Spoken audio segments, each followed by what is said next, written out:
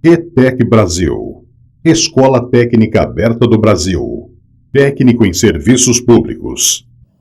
Olá pessoal, estamos começando a nova matéria desse terceiro módulo. Meu nome é Leonardo Miramarques e nós vamos abordar a matéria de Fundamentos de Direito Tributário.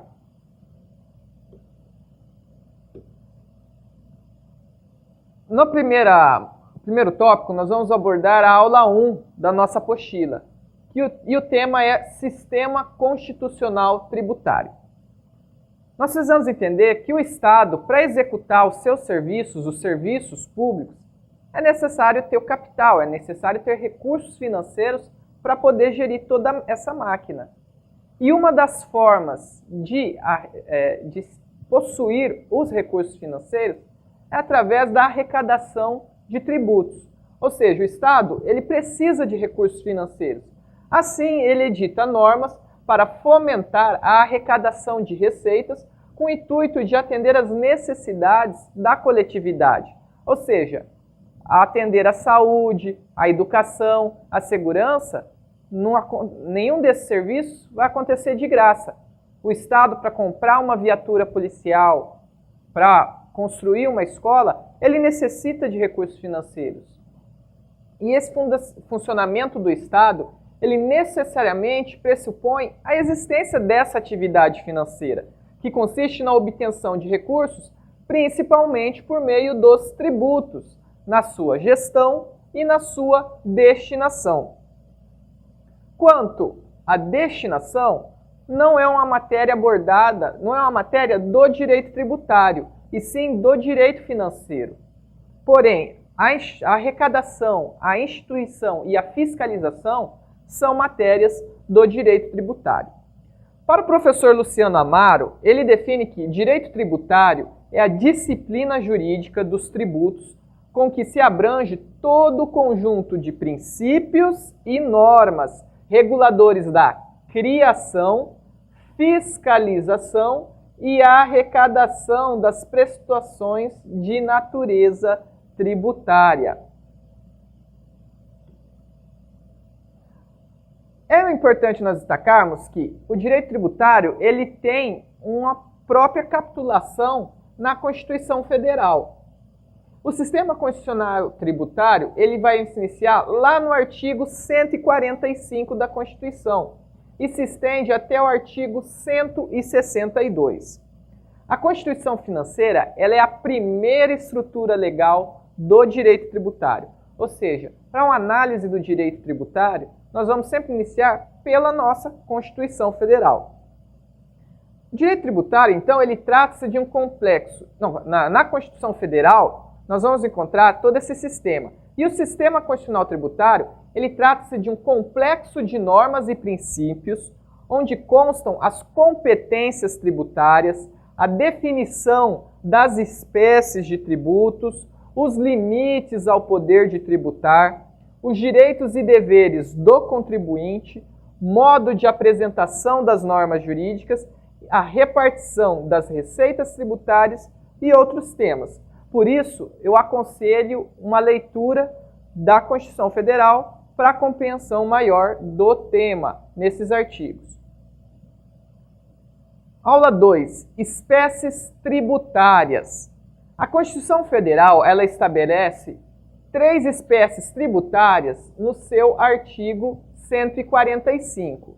No 145 nós temos a União, os Estados, o Distrito Federal e os municípios poderão instituir, olha bem isso aqui, poderão instituir os seguintes tributos: impostos, taxas em razão do exercício de poder de polícia ou pela utilização efetiva ou potencial de serviços públicos específicos e divisíveis prestados ao contribuinte ou postos à sua disposição, e contribuição de melhoria decorrente de obras públicas. A Lei Ordinária número 5.172 de 66 é que institui o Código Tributário Nacional, que em seu artigo 5º também vai estabelecer as 3 mesmas espécies tributárias: impostos, taxas e contribuição de melhoria. O Código Tributário Nacional, apesar dele ser uma lei ordinária, porque ele é do ano de 1966, ele foi recepcionado pela nossa Constituição Federal de 1988, tendo hoje o status de lei complementar, a eficácia de lei complementar.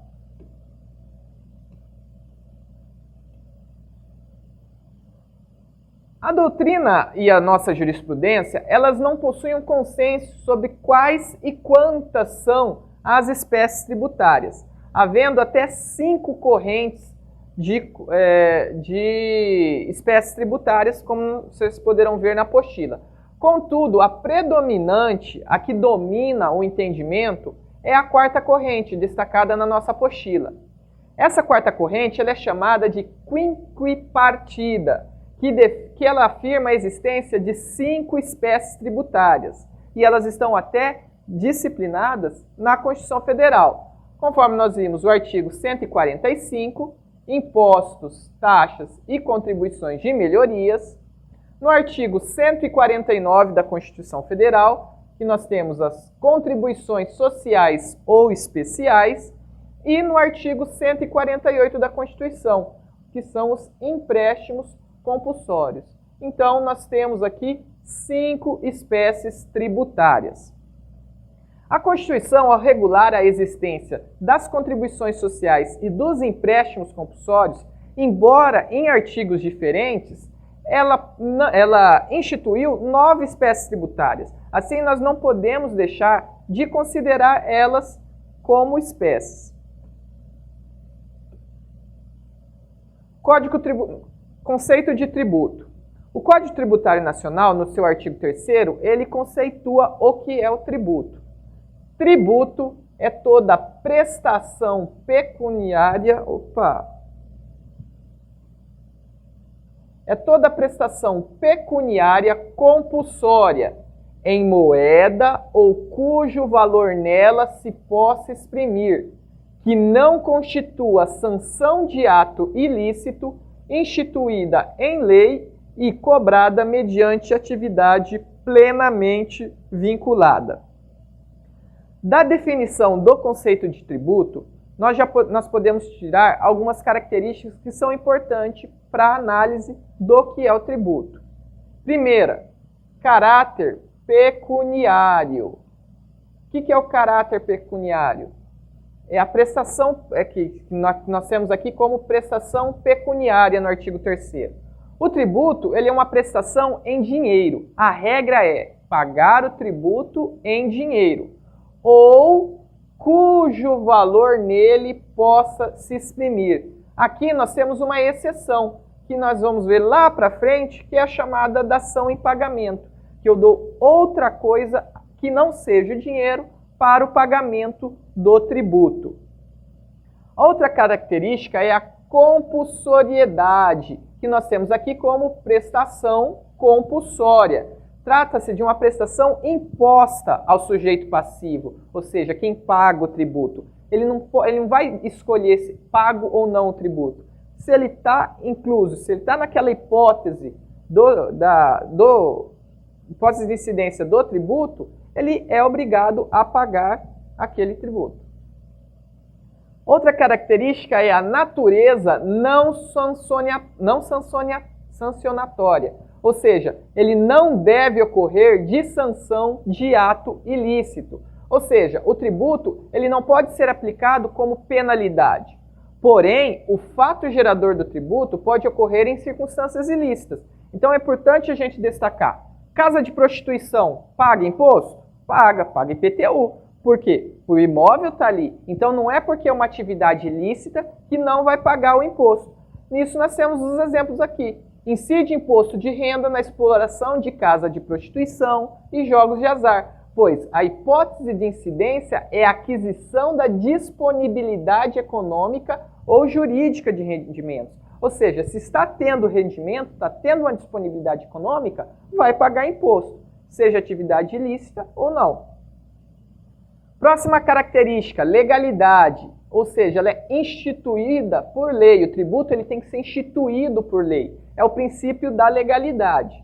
O princípio da legalidade ele se encontra nos artigos 150, inciso 1 e o artigo 5º, inciso 2 da Constituição Federal. Ou seja, é vedado a qualquer ente tributante exigir ou aumentar tributos sem que a lei o estabeleça. Nós vamos ver uma exceçãozinha ali para frente, mas a regra é o princípio da legalidade. O tributo tem que ser exigido ou aumentado por meio de lei. E a outra característica é a natureza vinculada, ou seja, ela é cobrada mediante atividade plenamente vinculada, ou seja, a atividade administrativa de lançamento. Ela é vinculada e obrigatória. Nada fica a critério da autoridade administrativa. Tal fato ali aconteceu, a autoridade administrativa vai realizar aquele procedimento para a cobrança do tributo, sob pena de responsabilização do funcionário, do servidor público. E isso está previsto no artigo 142, parágrafo único do CTN. Aula 4. Impostos, taxas e contribuições de melhoria. Impostos. O imposto está previsto no artigo 16 do Código Tributário Nacional, que dispõe: imposto é o tributo cuja obrigação tem por fato gerador uma situação independente de qualquer atividade estatal específica relativa ao contribuinte. Ou seja, ele trata de um tributo não vinculado, isto é, ele independe de qualquer atividade estatal específica relativa ao contribuinte. A sua finalidade é o custeio das despesas públicas gerais ou universais. Por meio deles, o Estado mantém a sua organização e executa as suas atividades. Taxas.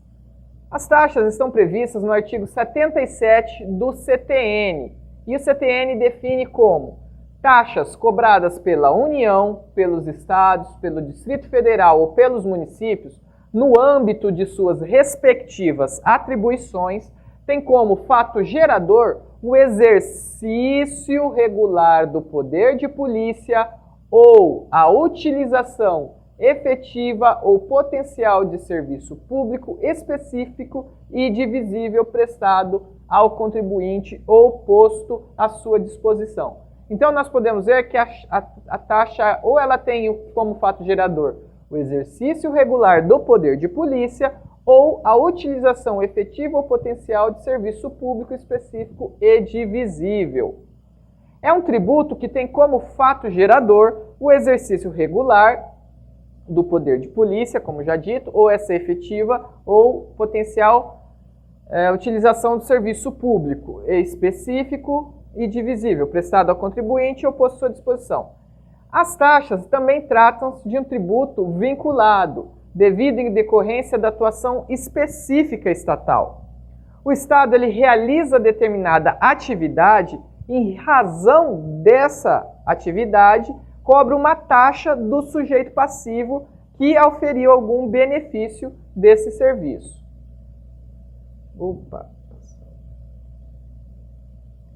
Existem, como foi dito, duas espécies de taxa. A taxa de serviço público específico e divisível, que decorre dessa prestação, da prestação do serviço específico, caracterizado pela divisibilidade, ou seja, a capacidade de mensurar, de quantificar individualmente o quanto é utilizado por cada contribuinte. Um exemplo disso é a taxa judiciária. Eu vou lá no fórum, peticiono, apresento uma inicial e por esse serviço que vai ser me prestado, que está sendo prestado, eu vou pagar uma taxa judiciária. A outra é a taxa cobrada em relação ao poder de polícia, também conhecida como a taxa de fiscalização. E ela tem por objetivo limitar direitos ou liberdades individuais em benefício da coletividade. Um exemplo é a taxa de inspeção sanitária. É importante destacar que a base de cálculo das taxas é o próprio custo do serviço prestado, uma vez que a taxa ela não objetiva lucro. Isso está previsto no artigo 145, parágrafo 2º da Constituição Federal e no parágrafo único do artigo 77 do CTN. Contribuição de melhoria. O CTN cuida da contribuição de melhoria no seu artigo 81. A contribuição de melhoria cobrada pela União, pelos estados, pelo Distrito Federal ou pelos municípios, no âmbito de suas respectivas atribuições, é instituída para fazer face ao custo de obras públicas. Isso é importante, pessoal. De que decorra valorização imobiliária, tendo como limite total a despesa realizada e como limite individual o acréscimo de valor que a obra resultar para cada imóvel beneficiado.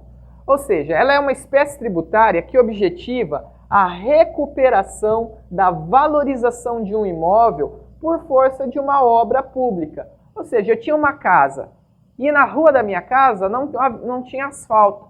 Veio o poder público e fez o asfaltamento, asfaltou a rua da minha casa. O meu imóvel automaticamente vai ser valorizado. Aquela casa que eu tinha no valor de 50 mil reais, hoje ela passa a valer 150 mil reais.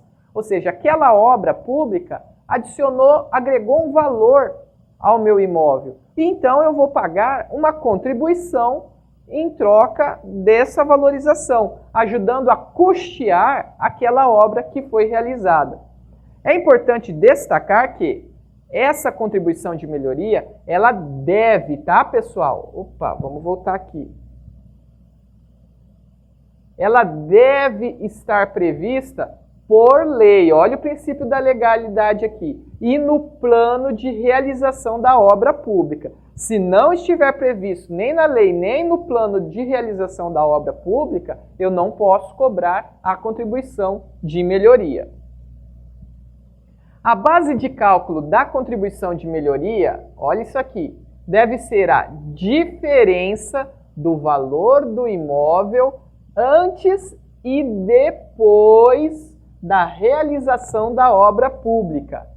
É importante destacar que nós não podemos confundir a base de cálculo da contribuição de melhoria com a base de cálculo utilizada pelo IPTU, que é o valor venal do imóvel, certo, pessoal? No IPTU, eu utilizo o valor geral do imóvel. Na contribuição de melhoria, eu vou pegar o valor do imóvel que nós tivemos com a melhoria, 150 mil, menos o valor que era antes, 50 mil. E aí, com base naquela diferença, naquele valor, com a alíquota dada, eu calculo a contribuição de melhoria.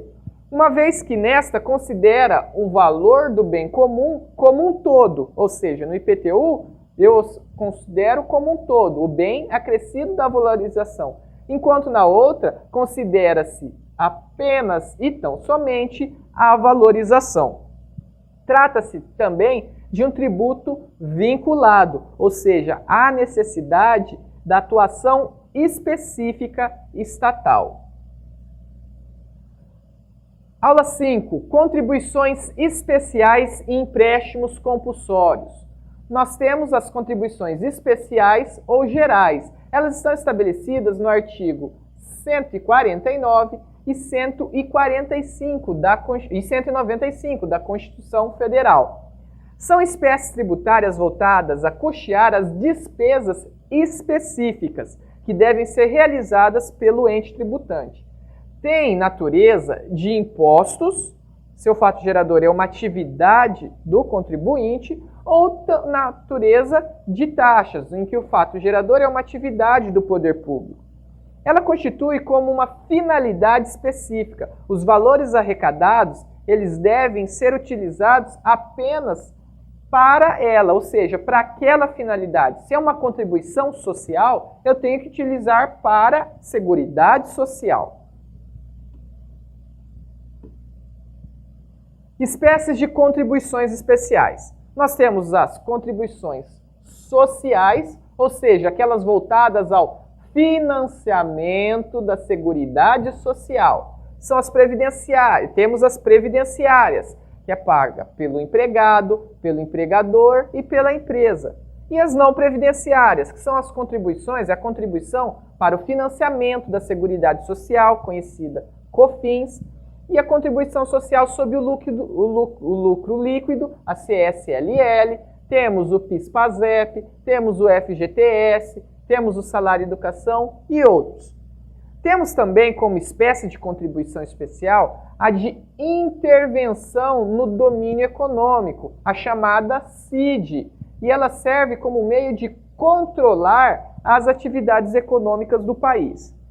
Temos também as contribuições de interesse das categorias profissionais ou econômicas, voltadas a financiar a atividade sindical, ou seja, o SESI, o SENAI, a OAB, o CRC, o CRM, todas essas atividades profissionais, essas categorias, pagam uma taxa, pagam uma contribuição, pagam um valor para o custeio, para o financiamento da sua atividade sindical.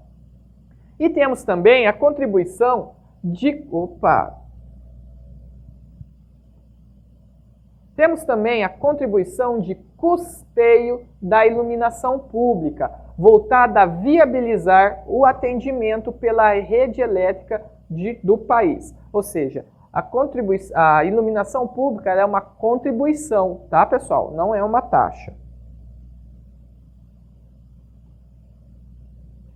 Empréstimos compulsórios. O empréstimo compulsório ele é previsto no artigo 148 da Constituição Federal, que diz: a União, olha só, pessoal, destaco aqui, a União não está falando do Estado, não está falando do município, não está falando do Distrito Federal. Fala a União, mediante lei complementar, olha só aqui, não é lei ordinária, é lei complementar, ou seja, é um requisito do empréstimo compulsório ser instituído por lei complementar. Poderá instituir empréstimos compulsórios. 1. Para atender despesas extraordinárias decorrentes de calamidade pública, guerra externa ou sua iminência. E 2. No caso de investimento público de caráter urgente e de relevante interesse nacional, observado o disposto no artigo 150, inciso 3, a linha B da Constituição. Parágrafo único. A aplicação dos recursos provenientes de empréstimo compulsório será vinculada à despesa...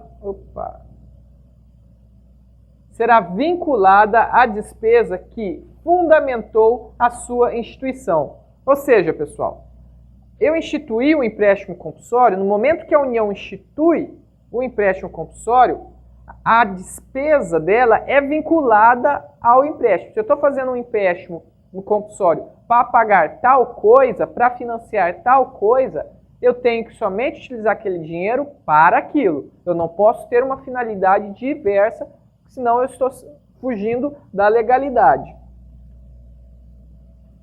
Trata-se de uma espécie tributária a qual objetiva fazer frente a despesas adicionais imprevistas. Tem como característica principal o fato de ser devolvido o valor arrecadado ao final de determinado período assinado em lei. Ou seja, primeiro ponto aqui, despesa adicional. Nós vamos ver lá na matéria de lei de responsabilidade fiscal que nós temos chamados créditos adicionais, que não estão previstos no orçamento. E é o caso, por exemplo, do empréstimo compulsório. Eu não estou prevendo, é urgente, é imprevisto. Então, eu instituí o empréstimo compulsório e ele é um crédito adicional. E ele vai servir como essa despesa imprevista. Eu vou estar aplicando uma coisa que eu não tinha previsto no ano anterior na elaboração do meu orçamento. E ela tem como característica também que, após arrecadado esse valor e empregado, depois de determinado período, eu vou devolver aquele valor que eu peguei emprestado. Tudo isso vai estar assinado em lei, vai estar previsto em lei e eu tenho que cumprir daquela forma. Como foi dito, somente a União, por meio de edição de lei complementar, pode instituir os empréstimos compulsórios. Na medida em que cessarem as causas que deram origem aos empréstimos compulsórios, a União deve revogar as leis instituidoras deste. A Constituição Federal não fixou um prazo para o exaurimento do empréstimo compulsório, limitando somente a expressão supressão gradativa, ou seja, gradativamente ele vai suprimindo o empréstimo compulsório. O Supremo Tribunal Federal ele editou uma súmula acerca do empréstimo compulsório de número 418, em que mencionava que o empréstimo compulsório ele não era um tributo. Porém, ela perdeu a sua eficácia em face do artigo 21, parágrafo 2º, inciso 2, da Constituição Federal de 1967. Foi dada a redação pela Emenda Constitucional número 1 de 69. E esse entendimento que perdeu a validade já foi agora com o recurso extraordinário número 111.954 do STF de 1988. Ou seja, na nossa apostila lá, ainda estava só citando que o STF considerava não ser tributo. Porém, hoje em dia ele é um tributo, ele é considerado um tributo, até porque essa súmula do STF caiu em 1967, após a inserção da Emenda Constitucional número 1 de 69. E esse foi o entendimento dado pelo STF em 1º de junho de 1988.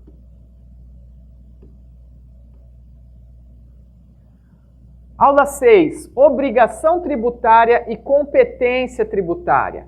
A obrigação tributária está ali prevista no artigo 113 do Código Tributário Nacional, que destaca a obrigação tributária em principal ou acessória. Obrigação principal surge com a ocorrência do fato gerador, por objeto o pagamento do tributo ou penalidade pecuniária, e extingue-se juntamente com o crédito dela decorrente. Já a obrigação acessória, ela decorre da legislação tributária e tem por objeto as prestações, positivas ou negativas, nelas previstas no interesse da arrecadação ou da fiscalização dos tributos. Nós temos como exemplo as obrigações de emitir documentos fiscais, de escriturar livros, de entregar declarações. Todas essas são obrigações acessórias. E a obrigação principal seria o pagamento do tributo ou da penalidade pecuniária, tá? Como nós vimos, obrigação principal ou acessória. O fato gerador. O que é o fato gerador? O fato gerador é a ocorrência do fato previsto em lei como tributável, ou seja, a materialização do fato previsto em lei. A lei vai ter aquela hipótese, chamada hipótese de incidência, aquele campo, uma nuvem ali, acontecer tal coisa. No momento que acontece, nós temos o fato gerador, ou seja, a materialização daquele fato previsto em lei. Sujeito ativo. O sujeito ativo pode ser a União, os estados, o Distrito Federal, vou voltar aqui, o Distrito Federal e os municípios. Esses são os sujeitos ativos, podendo ser sujeito passivo. Sujeito passivo é o contribuinte ou o responsável pelo pagamento daquele tributo. Base de cálculo. A base de cálculo é o valor econômico que multiplicada pela alíquota, resulta no tributo a pagar. Ou seja, por exemplo, o IPTU, o imóvel vale R$150 mil. Multiplicado por aquela alíquota, 1%, 2%, o valor que resultar daquela multiplicação será o valor do tributo a pagar. Alíquota. Alíquota é o percentual ou valor fixo que se aplica sobre a base de cálculo. Tá bom, pessoal? Competência tributária. A Constituição, ela não cria tributos, mas ela atribui competências para que os entes federativos possam instituí-los com observância no princípio da legalidade. Tem por competência instituir e cobrar tributos para garantir a renda própria e implementar a autonomia política e administrativa, tornando eficaz o chamado princípio federativo. Ou seja, para o município se sustentar, ele tem aquela competência tributária para instituir os tributos da sua competência. E ali ele poder ter autonomia política e administrativa, ou seja, ele poder gerir as suas atividades.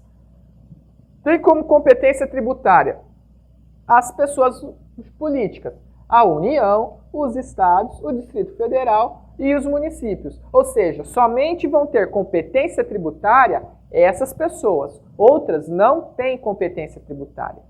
Não se trata de um poder tributário, pessoal, mas de uma competência tributária. Assim como não há que se falar em poder-dever do sujeito do direito público, mas de uma faculdade a ser exercida. Ou seja, a União ela tem a faculdade de instituir aqueles impostos previstos na Constituição. O Estado tem a faculdade de instituir. O município também tem essa faculdade de instituir.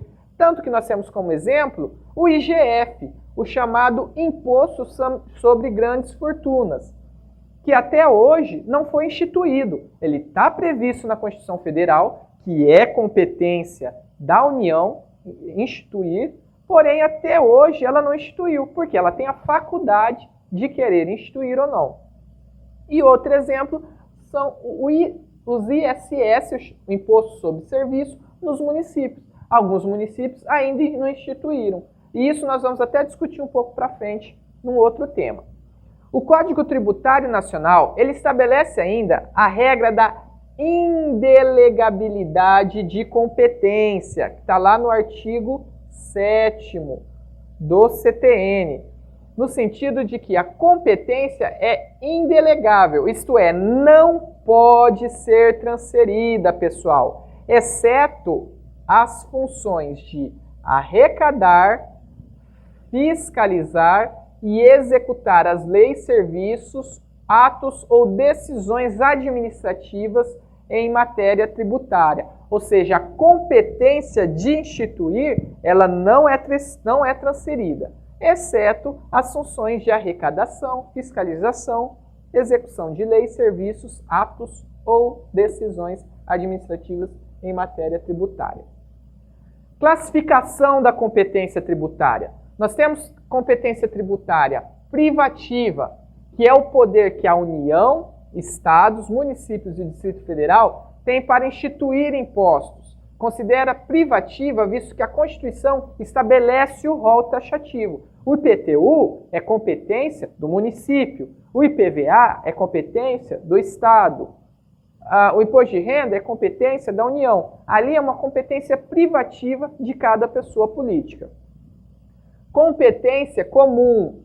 Comum, o próprio nome já diz, é o poder que tem a União, estados, municípios e Distrito Federal para instituir taxas e contribuições de melhorias, ou seja, a União pode instituir taxa, o Estado pode instituir taxa, o município pode instituir taxa, diferente da privativa, que determinado imposto só uma pessoa política irá instituir.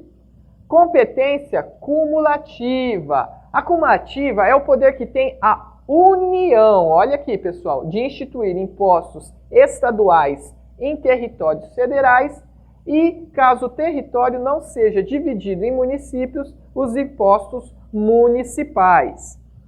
Competência residual. Competência residual é o poder que tem a União também de instituir novos impostos não previstos na Constituição Federal. Ou seja, não há um imposto previsto na Constituição Federal, aquele imposto, um novo imposto, só vai poder ser instituído pela União. O Estado não vai poder instituir aquele imposto, nem o município. O único que tem competência para instituir novos impostos não previstos na Constituição Federal é a União. Competência extraordinária. Como nós vimos, é o poder que tem a União de instituir um imposto em caso de guerra externa ou na iminência desta. Aula 7. Dos impostos da União, dos Estados, Distrito Federal e municípios. Os impostos da União, eles estão no artigo 153 e 154 da Constituição Federal. Gente, aqui eu não vou especificar um por um, mais para frente nós vamos ter a parte das peculiaridades. Mas mesmo assim eu não vou aprofundar nos impostos. Por quê? Porque a próxima matéria é de tributos e contribuições. Então nós vamos deixar a cargo da próxima matéria estudar mais aprofundadamente cada um desses impostos. Nós temos como impostos da União a importação de produtos estrangeiros, isso, a importação, que é o chamado II. Nós temos o IE, que é o imposto de exportação para o exterior de produtos nacionais ou nacionalizados. Nós temos o IR, tão conhecido, que é o imposto de rendas e proventos de qualquer natureza. Nós temos o IPI, o imposto sobre produtos industrializados. Temos o IOF, o imposto sobre operações de crédito, câmbio e seguro ou relativas a títulos ou valores mobiliários.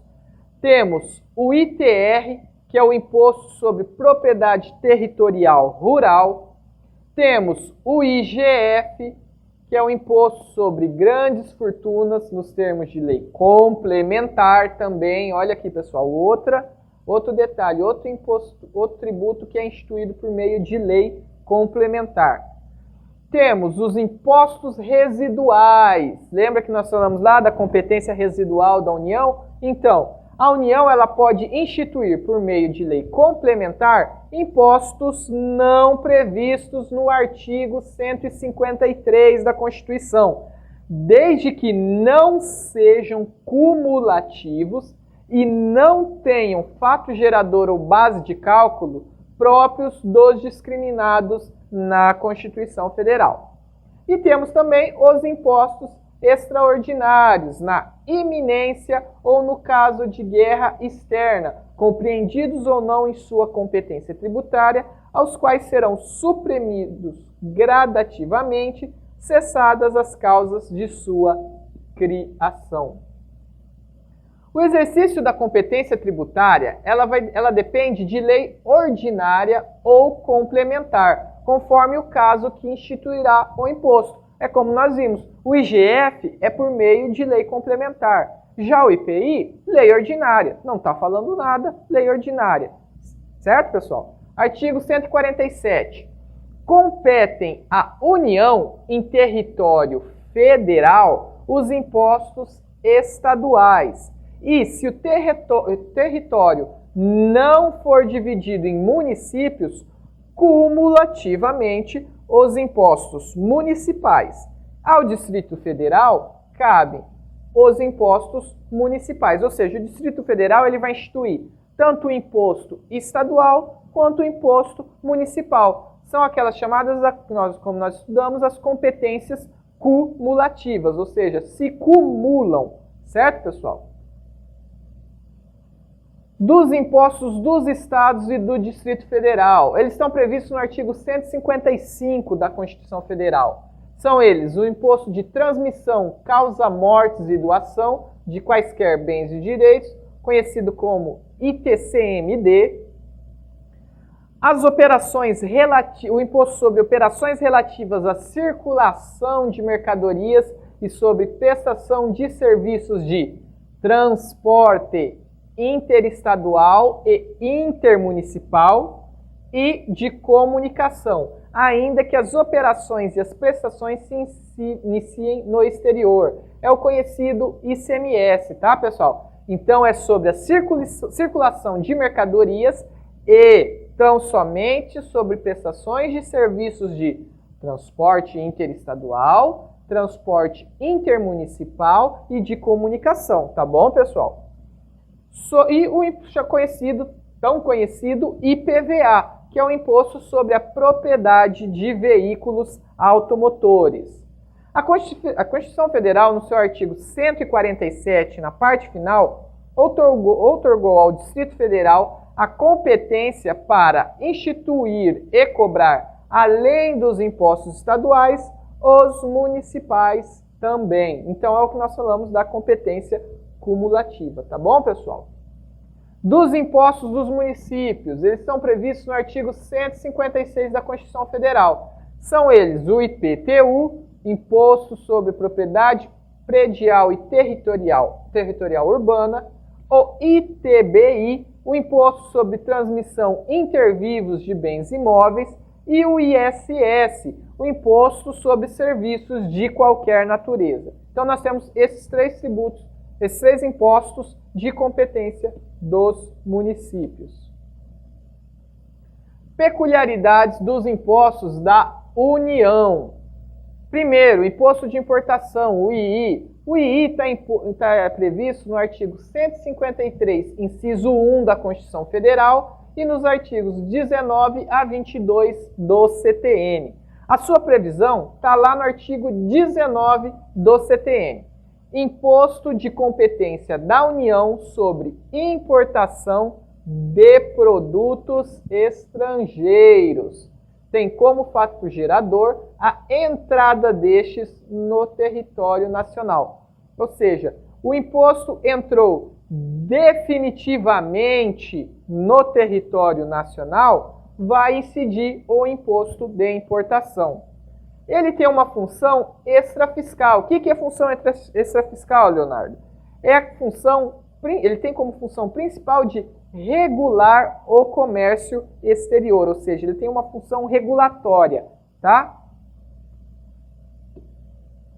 Imposto de exportação, o IE, está previsto no artigo 53, inciso 2 da Constituição Federal e os artigos 23 a 28 do CTN.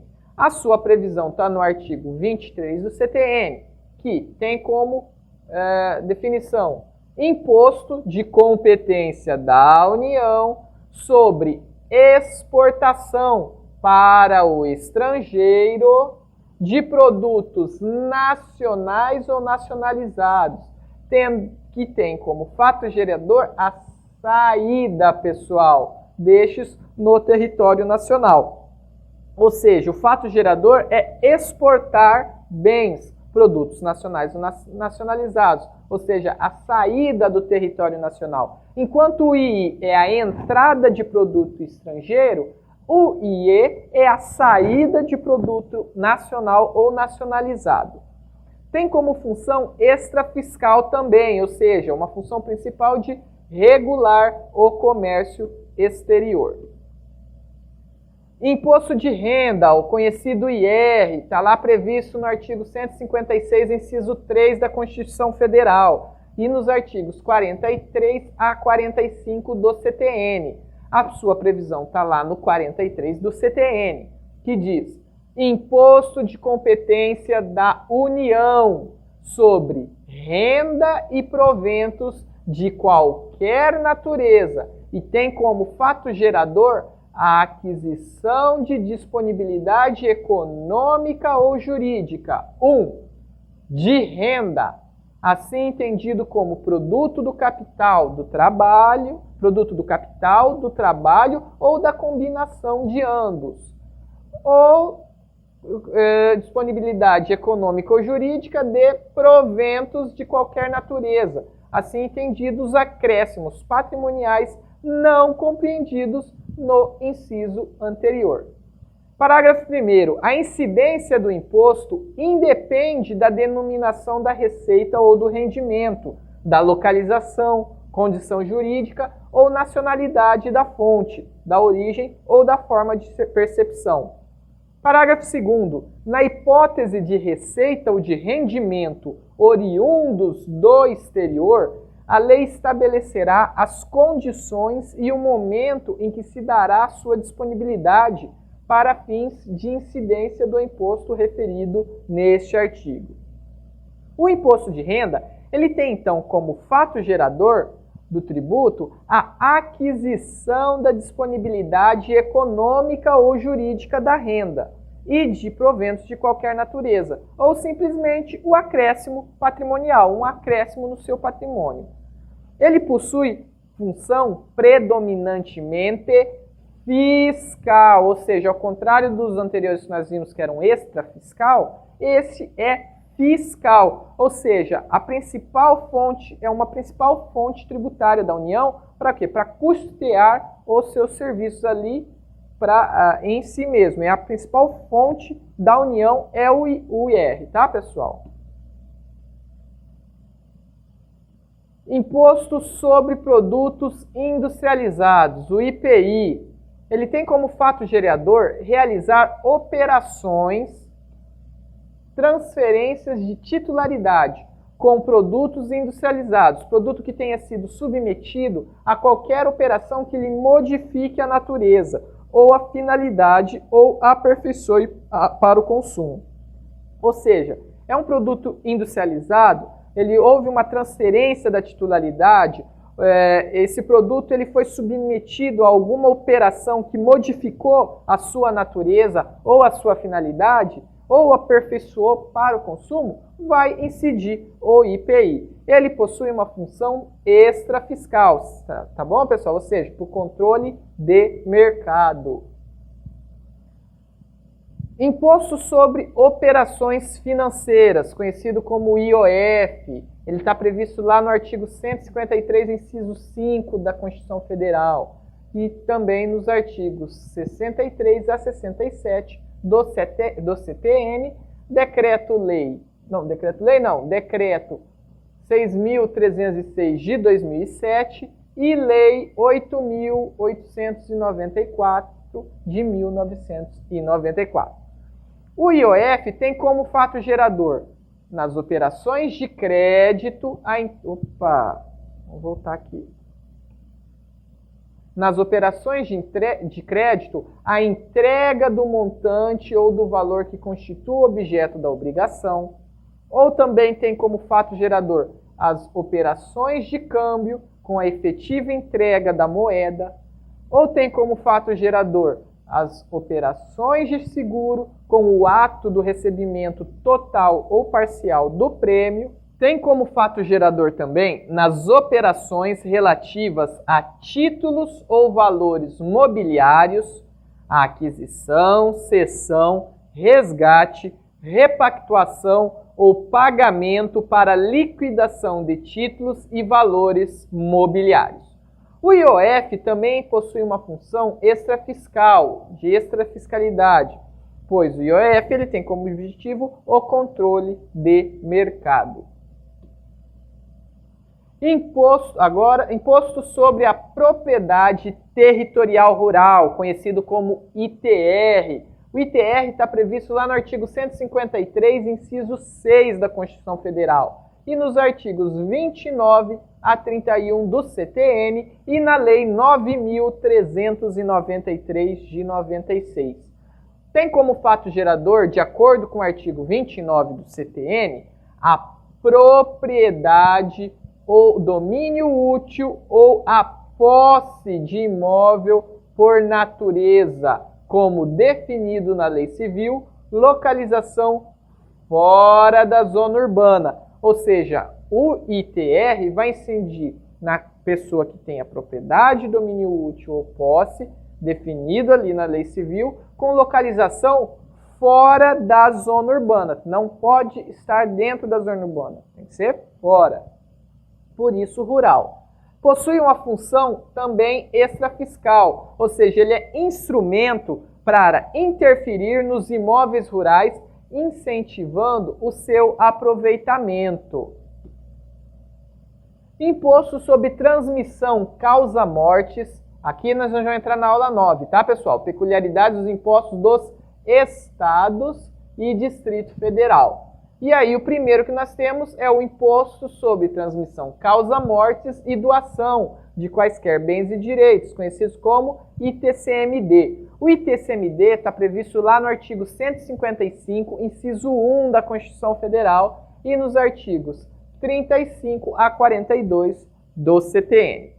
Tem como fato gerador a transmissão de quaisquer bens ou direitos por meio de herança ou doações.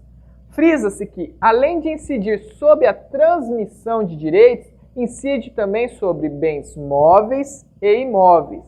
Ele possui uma função predominantemente fiscal, com vistas a abastecer os cofres públicos do Estado e do Distrito Federal.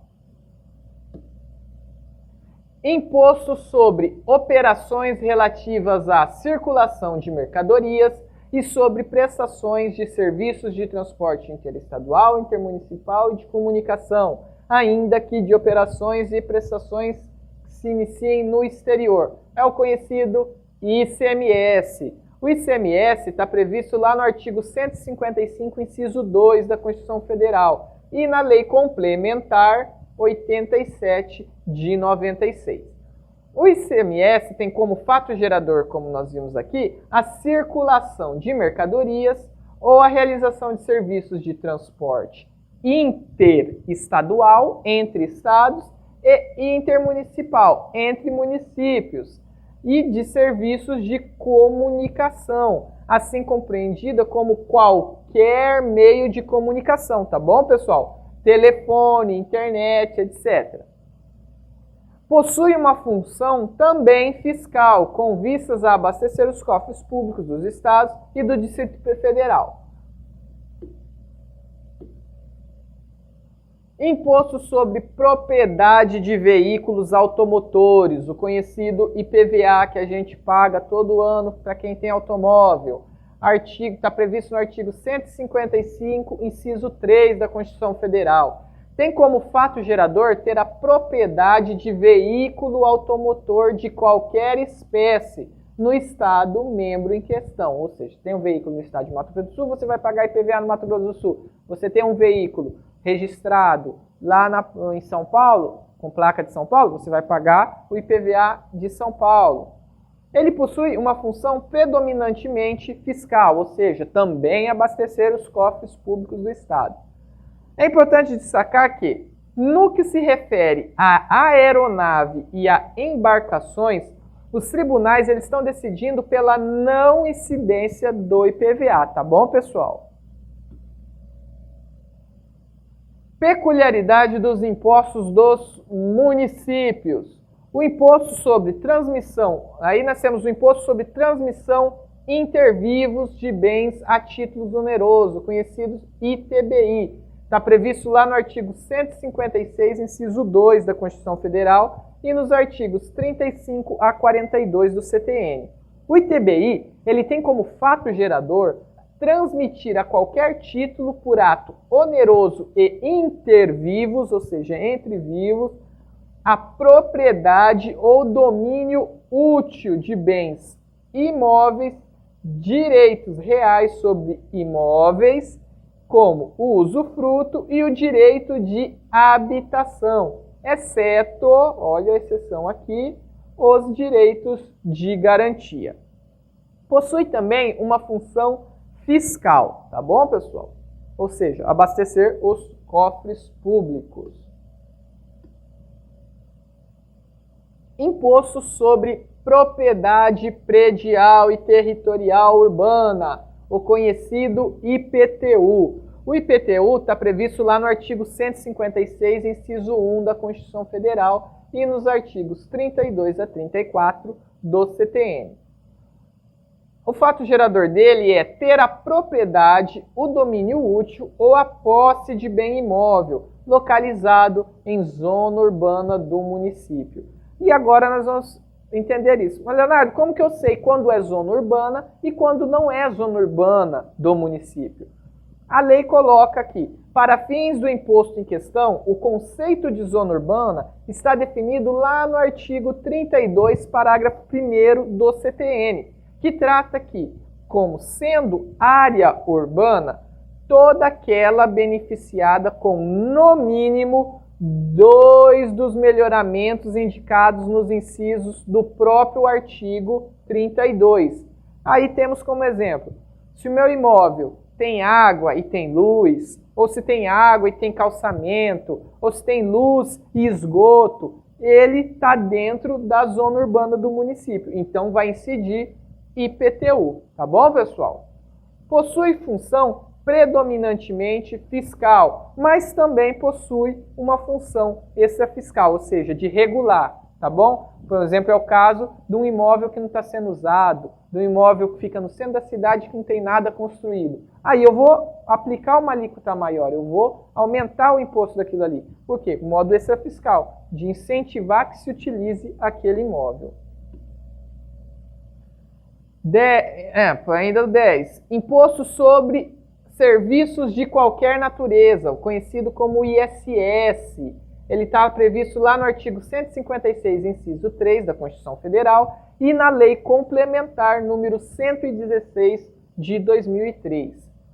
O ISS tem como fato gerador a prestação de serviços por empresa ou profissional autônomo com ou sem estabelecimento fixo de serviços de qualquer natureza, definidos em lei complementar nacional.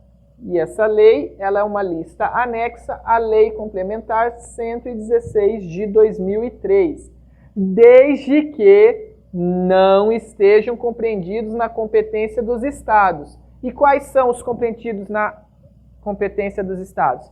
Aqueles que nós estudamos no ICMS, Serviço de Transporte Intermunicipal, Interestadual e Serviços de Comunicação, certo? Possui uma função fiscal, ou seja, é importante para a receita tributária dos municípios. Aula 11. Instituição dos impostos e a LRF. A Lei de Responsabilidade Fiscal, que é a Lei Complementar número 101, ela coloca, que isso é até importante se a gente abrir para uma discussão, no seu artigo 11, que os entes políticos, olha isso aqui, devem obrigatoriamente instituir todos os impostos. E a penalidade para quem descumprir essa norma é o não recebimento de transferências voluntárias. E aqui a gente entra numa discussão. Será que não é inconstitucional isso? Porque na Constituição Federal coloca a faculdade de instituir imposto, como é o caso do IGF, por exemplo, o Imposto de Grande Fortuna, que não foi instituído pela União. Apesar de a União não receber transferência voluntária, a União faz. Mas não seria inconstitucional, por exemplo, esse artigo? Porque eu estou obrigando ele a instituir imposto, sendo que a Constituição fala que não é obrigação e sim uma faculdade. Então isso é uma discussão e ainda não chegou a grau do STF para discussão quanto à constitucionalidade ou não desse artigo. Mas é uma coisa que se discute muito. Aulas 12 e 13. Limitações constitucionais ao poder de tributar. São umas aulas muito importantes, servem para a gente ter toda uma noção do sistema tributário, tá, pessoal? É o poder que os entes políticos, a União, Estados, Distrito Federal e municípios têm para instituir impostos. Ele não é ilimitado, ou seja, esse poder ele não tem fim, ele tem um fim e ele tem que ser delimitado. E a Constituição Federal, nos artigos 150 a 152 e o Código Tributário Nacional, nos artigos 9 a 11, impõem esses limites ao poder de tributar. As limitações constitucionais ao poder de tributar, elas podem ser sintetizadas no cumprimento dos princípios constitucionais tributários e nas imunidades tributárias.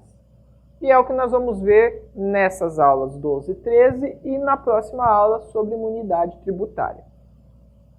Primeiro princípio, princípio da legalidade, como nós já vimos, está ali no artigo 150, inciso 1 da Constituição e no artigo 97 do CTN. Nenhum tributo será instituído nem aumentado senão por meio de lei. Aí vem uma coisa, essa, pessoal, é a regra. A regra é lei ordinária. Porém, 3 tributos são por lei complementar, como nós já vimos. O IGF, os empréstimos compulsórios e os impostos residuais da União, ou seja, aqueles que não estão previstos na Constituição Federal. Então, IGF, empréstimo compulsório e impostos residuais são instituídos por lei complementar, exceção, regra, lei ordinária. A exceção ao princípio da legalidade, nós temos que 6 tributos poderão ter as suas alíquotas majoradas ou reduzidas por meio de decreto e não lei. São eles o II, o IE, o IPI, o IOF, a CID combustível e o ICMS combustível. Então, só para ter uma noção, para não confundir, pessoal. Princípio da legalidade. Regra. Dentro do princípio da legalidade, qual lei? Regra, lei ordinária. Exceção, lei complementar para 3 princípios. Lembre que a lei complementar é mais difícil, o processo legislativo dela é mais complexo que o da lei ordinária. O quórum, ele é mais restritivo. Então, quais são esses princípios, esses três tributos por lei complementar? IGF, impostos residuais e empréstimos compulsórios. E qual é a exceção ao princípio da legalidade? São 6 tributos. O II, o IE, o IPI, o IOF, a CID combustível e o ICMS combustível, que poderão ter as suas alíquotas. Vejam bem, não é instituição, é somente a alteração da alíquota podendo ser majorada ou reduzida por meio de decreto do Poder Executivo. Próximo princípio, princípio da isonomia. Está lá previsto no artigo 150, inciso 2 da Constituição Federal, em que deve haver uma uniformidade de tratamento entre aqueles que estão em situação equivalente. Todavia, não existe uma igualdade absoluta, devendo ser analisada fato a fato. Princípio da irretroatividade da norma tributária. Está lá previsto no artigo 150, inciso 3, a linha A da Constituição Federal e no artigo 144 do CTN. A lei tributária só vale em relação a fatos geradores ocorridos depois do início da vigência da lei que os houver instituído ou aumentado, ou seja, não retroage, é somente depois do início da vigência da lei. Próximo princípio, princípio da anterioridade, está previsto lá no artigo 150, inciso 3, a linha B da Constituição Federal. A Constituição Federal ela exige que a lei que cria ou aumenta tributo seja anterior ao exercício financeiro em que o tributo será cobrado. O artigo 150, parágrafo 1º da Constituição, ele estabelece um rol de exceções ao princípio da anterioridade, tá bom, pessoal? Então, regra, princípio da anterioridade, ou seja, a lei que cria ou aumenta o tributo tem que ser anterior ao exercício financeiro em que o tributo será cobrado.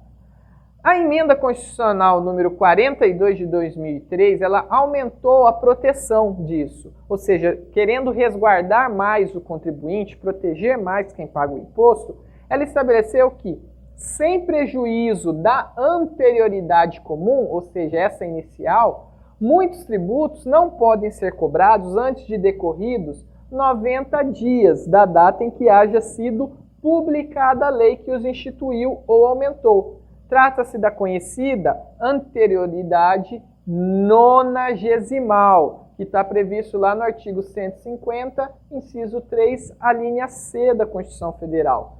Só que a anterioridade nonagesimal, ela também possui exceções. Então, nós temos o princípio da anterioridade, temos a anterioridade nonagesimal e temos ainda as exceções da anterioridade nonagesimal. A anterioridade nonagesimal, pessoal, ela foi instituída por quê? Muitas vezes o tributo ele era instituído próximo da mudança do exercício financeiro. Então, para não causar mudança repentina, foi feito essa regra de se restringir, de se proteger mais o contribuinte, de que, olha, mesmo que tenha sido instituído, vamos instituir o tributo em dezembro, no exercício financeiro ele já poderia ser cumprido, ele poderia já estar sendo cobrado se fosse a regra do princípio da anterioridade. Porém, com a nonagesimal, eu vou ter que obedecer esse período de 90 dias. A redução ou a extinção do tributo, ela não precisa observar o princípio da anterioridade. Por quê? Porque ela é benéfica ao contribuinte, tá bom, pessoal? Então, caso eu reduza ou extinga o tributo, eu não vou precisar do cumprimento do princípio da anterioridade. Por quê? Porque é benéfico. Princípio da vedação do imposto confiscatório. Está previsto lá no artigo 150, inciso 4 da Constituição Federal, em que é vedado à União, aos estados, ao Distrito Federal e aos municípios utilizar o tributo com efeito de confisco, de apropriar para si, já que tal fato nega a vigência ao direito de propriedade garantido na Constituição. Próximo princípio, princípio da liberdade de tráfego, está previsto lá no artigo 150, inciso 5 da Constituição Federal, em que é vedado ao tributo que tenha como hipótese de incidência o tráfego intermunicipal ou interestadual de pessoas ou bens, o ir e vir dentro do território nacional. Ou seja, esse princípio da liberdade de tráfego garante a livre trafegação, livre deslocamento da pessoa. Princípio da capacidade contributiva, está previsto lá no artigo 145, parágrafo 1º da Constituição Federal. O princípio da capacidade contributiva dispõe que possibilita a aplicação de alíquotas diferenciadas em razão da capacidade econômica de cada contribuinte, com o fim de quê? De promover a justiça social. Por exemplo, nós temos o caso do imposto de renda. Quem ganha até tantos mil tem uma alíquota X. Quem ganha acima de tantos mil, uma alíquota X. De tanto a tanto, outra alíquota. Então, com o intuito do quê? Do princípio da capacidade contributiva, de promover a justiça social. Quem tem mais, paga mais. Quem tem um imóvel melhor, mais valorizado, paga um pouco mais do que quem tem um imóvel não tão valorizado. Certo? Próximo princípio, princípio da uniformidade geográfica, está prevista lá no artigo 151, inciso 1 da Constituição Federal. É aplicado apenas à União, tá, pessoal? Porque já que é uniformidade geográfica, a União tem por objetivo vedar a instituição de tributos federais que não sejam uniformes, o próprio nome diz, uniformidade geográfica, em todo o território nacional. Ou seja, o imposto de renda tem que ser igual aqui como lá no Nordeste, como lá em Pernambuco. Não pode haver a diferença. A exceção ao princípio da uniformidade geográfica é a concessão de incentivos fiscais destinados apenas a promover o equilíbrio do desenvolvimento socioeconômico. E nisso nós temos como exemplo a Zona Franca de Manaus. Princípio da não cumulatividade. O princípio da não cumulatividade determina que o imposto será não cumulativo, compensando-se o que for devido em cada operação relativa à circulação de mercadorias ou prestação de serviços. É o caso do ICMS e do IPI. Aula 14, imunidades tributárias. Imunidade está lá prevista no artigo 150, inciso 6 da Constituição Federal. É a qualidade da situação que não pode ser atingida pelo tributo, ou seja, o tributo não vai atingir naquela pessoa. Ela é dirigida ao legislador. É o legislador que vai, o legislador que não pode cobrar tributo daquela pessoa. e é aplicável somente a impostos, ou seja, eu não aplico imunidade no caso de taxas, de contribuições, de empréstimo compulsório, tá, pessoal? Espécie de imunidade. Primeira, imunidade de imposto de forma recíproca do patrimônio, renda e dos serviços dos entes políticos entre si. Está previsto lá no artigo 150, inciso 6, a linha A da Constituição Federal. Ou seja, União não pode cobrar imposto dos estados, assim como os estados não podem cobrar do município não pode cobrar da União, do estado não pode cobrar da União. Imunidade de imposto dos templos de qualquer culto. Está previsto lá no 150, inciso 6, a linha B. Outra imunidade, imunidade de imposto sobre o patrimônio, renda e serviços dos sindicatos e partidos políticos. Está previsto lá no inciso 6, a linha C. Imunidade de imposto para livros, jornais e revistas e do papel destinado à sua impressão. Está previsto lá na linha D. E por último, isso aqui é novo, não tem nem na nossa apostila, tá, pessoal? Esse aqui foi introduzido pela Emenda Constitucional número 75, olha aqui, de 15 de outubro de 2013, que é a imunidade sobre fonogramas e videofonogramas musicais produzidos no Brasil contendo obras musicais ou literomusicais de autores brasileiros e ou obras em geral interpretadas por artistas brasileiros, bem como suportes materiais ou arquivos digitais que contenham, salvo na etapa de replicação industrial de mídias ópticas de leitura a laser. Então essa é uma imunidade nova que foi introduzida em 2013. Repartição das receitas tributárias. Como a repartição é uma coisa bem, está escrito ali do jeito que tem que ser nas porcentagens das quantidades, eu recomendo a vocês a leitura dos artigos 157 a 159 da Constituição Federal, que estabelece a repartição das receitas tributárias entre a União, Estados, Distrito Federal e municípios. Crédito tributário. O crédito tributário está previsto lá no artigo 139 do CTN.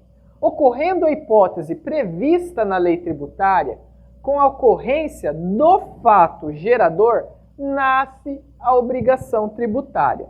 Todavia, é necessário que o Estado constitua esse crédito por meio do quê? De um procedimento administrativo, denominado lançamento.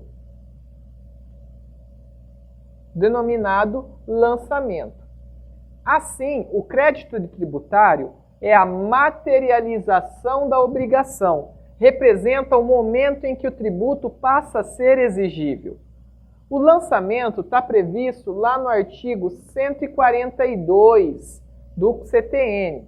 Compete privativamente à autoridade administrativa constituir o crédito tributário pelo lançamento, assim entendido o procedimento administrativo tendente a verificar a ocorrência do fato gerador da obrigação correspondente, determinar a matéria tributária, calcular o montante do tributo devido, identificar o sujeito passível e, sendo o caso, propor a aplicação da penalidade cabível. Parágrafo único. A atividade administrativa de lançamento é vinculada e obrigatória, sob pena de responsabilidade funcional. Ou seja, o funcionário público que não realiza o lançamento, ele pode responder administrativamente, funcionalmente. O crédito tributário ele é dotado de exigibilidade, ou seja, o contribuinte notificado ele deve providenciar o pagamento da dívida, sob pena da autoridade administrativa aplicar as sanções cabíveis.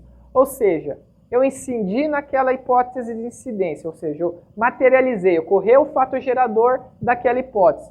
Exemplo, ter automóvel. ter automóvel é a hipótese. Eu tenho automóvel, então ocorreu o fato gerador daquilo. Então, a partir disso, eu vou ser notificado a providenciar o pagamento daquele meu tributo, sob pena de eu sofrer sanções.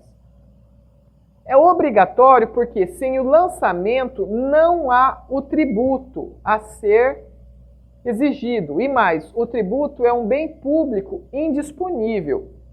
A não realização do lançamento implicará na responsabilidade do agente omisso, como dito anteriormente. São modalidades de lançamento, artigos 147 a 160 do CTN. E aí eu resolvi fazer um quadro aqui para explicar. Nós temos o lançamento direto ou de ofício, temos o lançamento misto ou por declaração e o lançamento por homologação ou conhecido também como autolançamento. O lançamento direto ou de ofício é aquele que o ente público, detendo as informações, realiza o lançamento sem o auxílio do contribuinte, tá, pessoal? O exemplo é o IPTU e o PVA. Eu, com base nas próprias informações que eu tenho, eu já realizo o lançamento daquele tributo, já mando o boletim na casa do contribuinte. Quem que apura o montante devido? É a própria administração tributária, com base nos seus bancos de dados e nos estudos que ele realiza. E a forma de pagamento é conforme a apuração pela administração. Já o lançamento misto por declaração é aquele lançamento que o ente público depende dos dados que são informados pelo contribuinte. É o exemplo, por exemplo, do ITBI, do Imposto de Importação e do de Exportação, em que o contribuinte vai informar a quantia, o tanto que ele importou, o bem que foi transferido, que foi doado, tá bom, pessoal? E quem que apura o montante devido? Quem apura é a própria administração com base nas informações prestadas pelo sujeito passivo. Conforme a apuração também, a forma de pagamento é conforme a apuração pela administração. Lançamento por homologação ou autolançamento.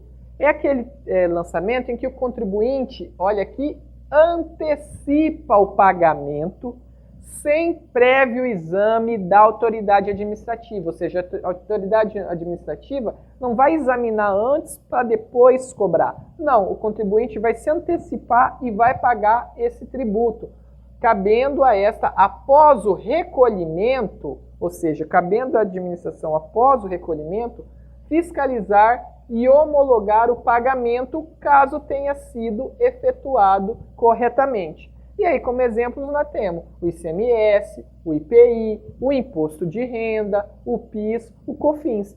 O Imposto de Renda, eu vou lá, declaro, faço a declaração e já pago. O Imposto de Renda, geralmente, ele você já paga. E aí, depois, ele vai e homologa esse lançamento. O sujeito, quem apura o montante devido é o próprio sujeito passivo com base nos fatos ocorridos. E a forma de pagamento ela é antecipada pelo sujeito passivo conforme a apuração dele mesmo. Aula 17, pessoal. Suspensão do crédito tributário. O destino normal do crédito tributário é vir a ser extinto o quê? Mediante o pagamento pelo contribuinte. Então, não havendo esse pagamento tempestivo do tributo, seja após o seu vencimento ou seja após o esgotamento das vias administrativas, o crédito tributário poderá ser exigido coativamente por via do quê? Da execução fiscal, regida lá pela Lei 6.830 de 80. Porém, a exigibilidade do crédito tributário pode ser suspensa pela via da execução fiscal, nas hipóteses enumeradas no artigo 151 do CTN, que nós vamos ver agora as causas de suspensão. são causas de suspensão da exigibilidade do crédito tributário. A moratória.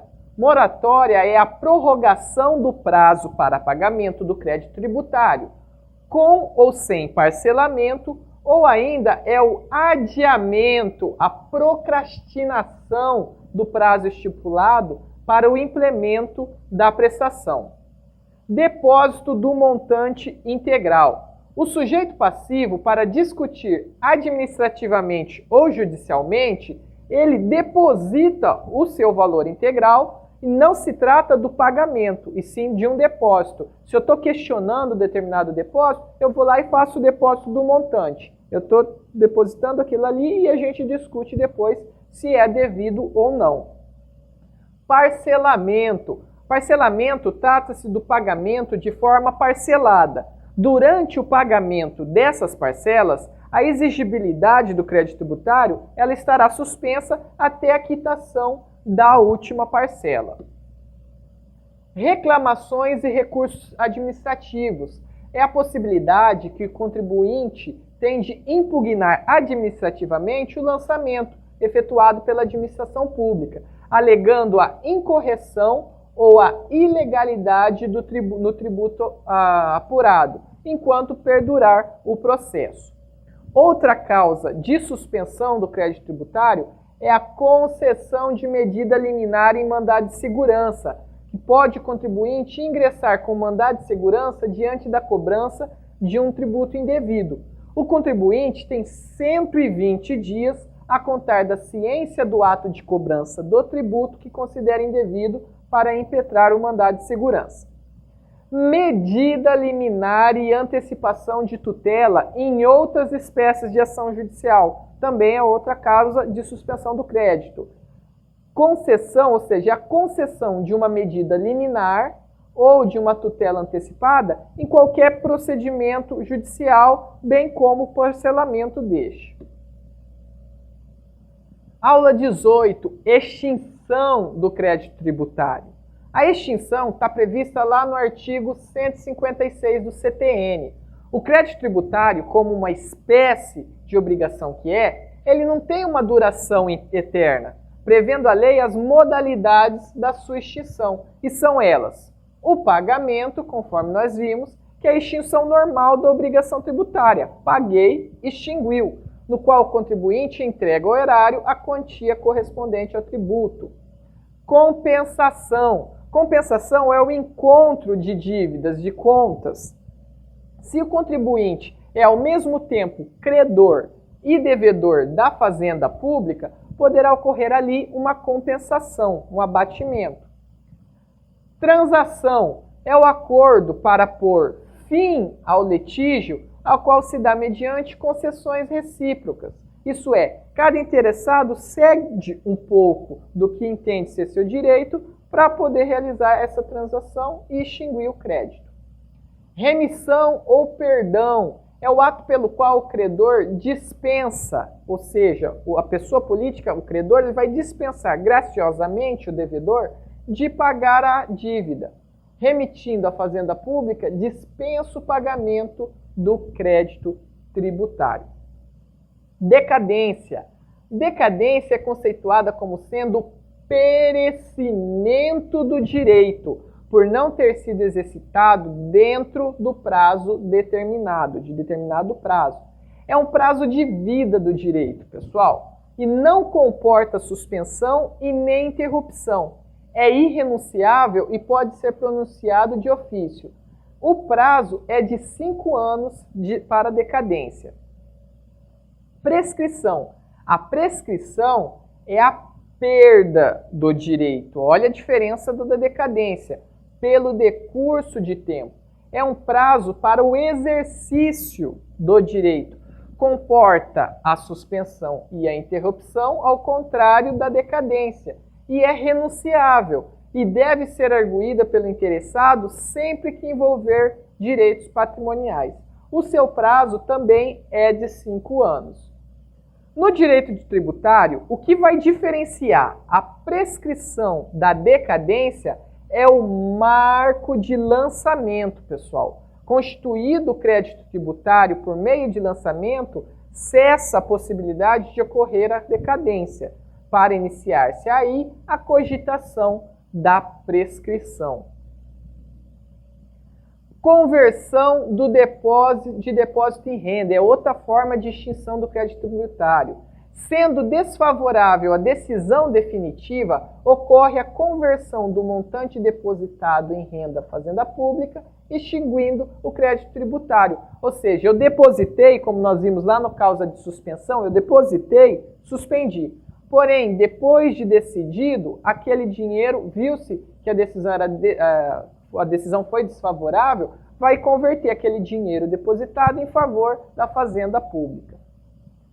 Próximo, pagamento antecipado e a homologação do lançamento nos termos do disposto do artigo 150 e seus parágrafos 1º e 4º.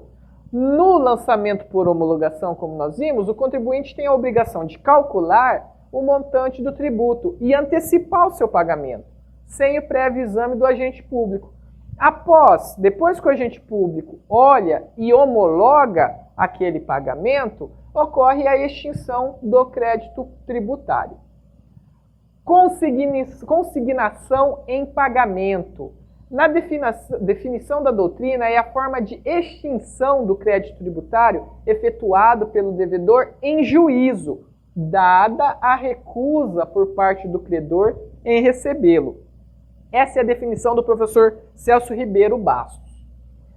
Outra forma de extinção é a decisão administrativa irreformável, assim entendida a definitiva na órbita administrativa, que não possa mais ser objeto de ação anulatória. Assim, nos termos da doutrina, a decisão administrativa irreformável, ela extingue o crédito tributário e só pode ser proferida favoravelmente ao sujeito passivo, em grau de recurso de ofício ou voluntário, e ali vai se exaurir o procedimento administrativo. Ou seja, se administrativamente eu recebi uma decisão favorável já em grau de recurso, ali extinguiu o crédito tributário, eu não preciso mais pagar se é favorável a mim. Nos termos da doutrina, a decisão administrativa irreformável que extingue o crédito tributário só pode ser proferida favoravelmente ao sujeito passivo em grau de recurso de ofício, exaurindo o procedimento, como nós vimos.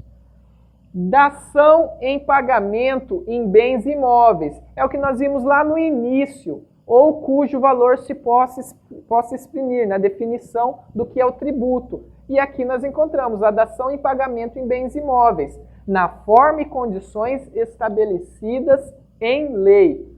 No direito tributário, a dação em pagamento ocorre com a substituição do dinheiro por um bem imóvel, extinguindo assim o crédito tributário. Com a emenda constitucional 30 de 2000, o contribuinte, devedor de tributos e ao mesmo tempo credor da fazenda pública, poderá dar em pagamento seu direito de crédito, decorrente de precatório, para extinguir o crédito tributário.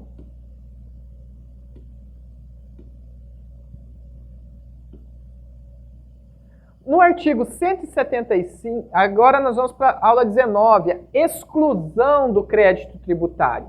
No artigo 175 do CTN, nós temos duas hipóteses de exclusão do crédito tributário. Nós temos a isenção, que é a exclusão por lei, pessoal, do crédito tributário. No dizer de Rui Barbosa Nogueira, a isenção é a dispensa do tributo devido feito por expressa disposição de lei. E temos também a isenção, que ela pode ser restrita a determinada região. Essa isenção está dentro como forma de exclusão, ela pode ser restrita a determinada região do território da entidade tributante, em função e em condições elas peculiares. A isenção ela é concedida por razões de ordem político-social, mas sempre no interesse público. A isenção só pode ser outorgada pelo poder público competente para instituir o imposto. Anistia. Anistia é outra forma de exclusão, ela é o perdão da falta cometida pelo contribuinte, bem como da penalidade a ele imposta. A anistia ela extingue a punibilidade das infrações fiscais e exclui por meio de lei a dívida penal tributária. A anistia ela abrange exclusivamente as infrações cometidas anteriormente à vigência da lei que concede conforme artigo 180 do CTN. A execução fiscal. Por meio da execução fiscal, a Fazenda Pública ela vai ingressar em juízo para cobrança forçada do crédito tributário, ou seja, quando o contribuinte não vai pagar, não quer pagar. Ela está prevista na Lei 6.830 de 1980, que dispõe sobre a cobrança judicial da dívida ativa da Fazenda Pública. Somente a dívida da União, Estados e municípios e de suas autarquias podem ser cobradas na forma da lei de execução fiscal. Não pode se mover execução fiscal às empresas públicas e às sociedades de economia mista. A execução fiscal ela poderá ser promovida contra o devedor, o fiador, o espólio, a massa falida, o responsável por dívidas de pessoas físicas ou jurídicas de direito privado e os sucessores. A petição inicial ela será dirigida ao juiz competente, que verificando aquela sua regularidade, determina a citação do devedor. O executado, ele para no prazo de 5 dias, ele será citado para no prazo de 5 dias ou pagar a dívida ou garantir a execução por meio de depósito em dinheiro, fiança bancária, nomeação de bens à penhora ou indicar a penhora de bens oferecidos por terceiros e aceitos pela Fazenda Pública. O executado só poderá indicar e o terceiro oferecer bem imóvel à penhora com o consentimento expresso do respectivo cônjuge, ou seja, é casado, tem que ter autorização do cônjuge para colocar aquele bem em penhora. Não ocorrendo o pagamento nem a garantia da execução, a penhora poderá recair em qualquer bem do executado, exceto os que a lei declare absolutamente impenhoráveis, como, por exemplo, moradia familiar, vencimentos e salários. A penhora ou arresto de bens obedecerá à ordem disciplinada no artigo 11, lá da Lei 8.630 de 80.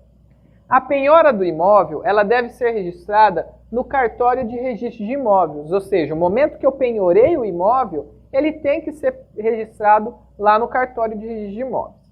O executado, ele oferecerá embargos no prazo de 30 dias contados do depósito, da juntada da prova de fiança bancária ou da intimação da penhora. Não são admissíveis embargos do executado antes da garantia da execução. É importante também sabermos que o Ministério Público não intervém nas execuções fiscais, salvo se houver interesse de incapaz. Bom, pessoal, esse foi um breve resumo de toda a apostila da aula e eu espero que tenha contribuído para o aprendizado de vocês. Um grande abraço e até a próxima matéria.